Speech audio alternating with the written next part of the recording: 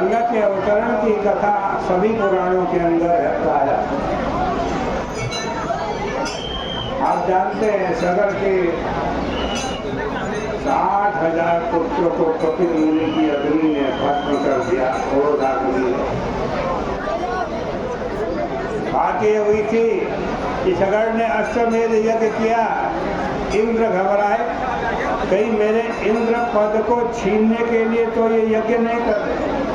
यज्ञ का घोड़ा उन्होंने चुराया और कपिल मुनि का आश्रम जो पाताल लोक में था वहां उस घोड़े को बांध दिया। सगर के पुत्र घोड़ा ढूंढते ढूंढते कपिल मुनि के आश्रम में पहुंचे। वहां पर उन्होंने यज्ञ का घोड़ा बनावा था। एक मुनि को तपस्या करते हुए देखा। उन्होंने सोचा शायद इसी ने ही घोड़ा चुराया। उन मुनि को अपशब्द कहने लगे, बुरा भला कहने लगे। मुनि की तपस्या टूटी, उनकी आंखों से क्रोधाग्नि निकली। उसमें सगर के 60,000 पुत्र भस्म हो गए। आज सगर का दूसरा पुत्र था असमंजस। फिर वो असमंजस आया। बहन जी बैठ जाओ, ऐसे कथा नहीं सुनते। असमंजस जो है वो भी आज अश्व का घोड़ा और अपने भाइयों को खोजता खोजता कपिल मुनि के आश्रम में उसने देखा घोड़ा बंधा हुआ है, रात पड़ी भी है। एक मुनि तपस्या कर,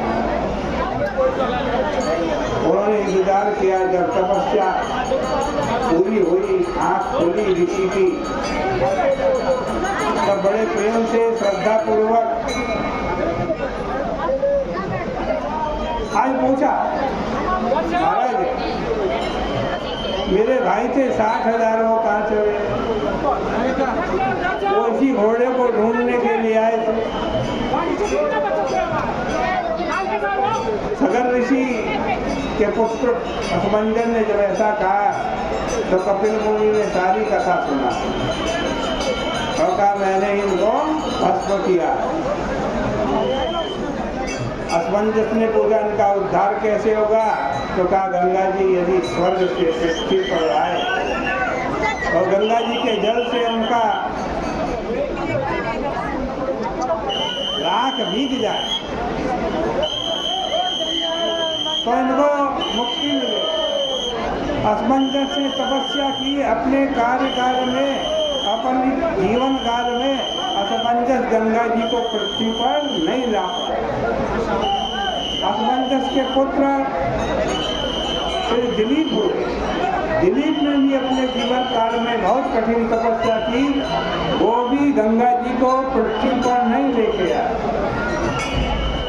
फिर दिलीप के पुत्र भगीरथ ने तपस्या की, कठिन तपस्या। गंगा जी प्रसन्न हो गई, कहा मैं आने को तैयार हूँ, लेकिन मेरे भार को कौन सहन करेगा? मैं तो आकाश से गिरूंगी, पृथ्वी को फोड़कर फिर पाताल में गिरे जाऊंगी, तुम्हें कोई लाभ ही नहीं।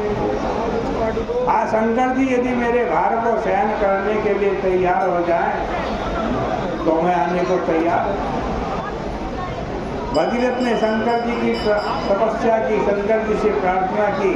शंकर जी ने गंगा जी को अपने सिर पर धारण करने को स्वीकार कर लिया। गंगा जी आए, भगवान के शिव के जटा जूट में बड़ा तेज से वेग से बहने लगी। सोचा ये शंकर जी मेरे वेग को क्या सहन कर पाएंगे? अभी इनके जटाओं में घूमकर फिर पाताल में चली जाऊंगी। लेकिन शंकर जी ने गंगा जी के गर्व को तोड़ा। अपनी जटा ऐसी फैलाई कि एक बूंद भी जल गंगा जी का जटाओं से बाहर नहीं निकल पाया। अब दिग्गज सोचने लगे अरे भाई इतनी मुश्किल से तो गंगा जी को लाया हूँ। और फिर शंकर जी ने अपनी जटाओं में उलझा दी, प्रार्थना की। शंकर जी ने अपनी जटा खोली, वहाँ से कल कल छल छल करता हुआ गंगा का जल बहने लगा। जय शिव शंकर हरे हरे शंकर, जय शिव